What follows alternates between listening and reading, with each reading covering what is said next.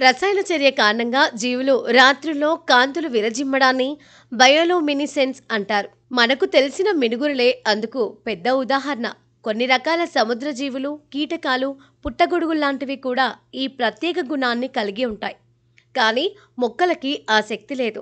అసలే అందంగా ఉండే పూల మొక్కలకి రాత్రిపూట ఈ మెరుపులు కూడా తోడైతే ఇంకెంత అందంగా ఉంటాయో అని ఆలోచించాడు కేతువుడ్ అనే శాస్త్రవేత్త. అలాంటి సమయంలోనే కేతువుడికి నియోనోతోపానస్ నంబి అనే మెరిసే పుట్టగొడుగుల గురించి తెలిసింది. జీన్ స్పైసింగ్ పద్ధతిలో పుట్టగొడుగుల నుంచి ఆ జన్యువుని సేకరించి పెటూనియా మొక్కల్లో ప్రవేశపెట్టాడు.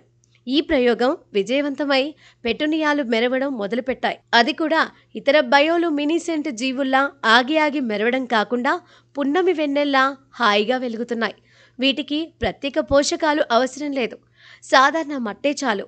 ఈ మెరిసే మొక్కల్ని ప్రత్యేకంగా సాగు చేయాలి అన్న ఉద్దేశంతో 2019లో లైట్ బయో అనే స్టార్టప్ని మొదలుపెట్టాడు. అమెరికా ప్రభుత్వం కూడా వీటితో పర్యావరణానికి ఏ హాని ఉండదని తేల్చుకున్నాకే అనుమతులు ఇచ్చింది. ఇదొక జెనెటిక్ ఇంజనీరింగ్ అద్భుతం అంటూ టైమ్ పత్రిక ప్రశంసించింది.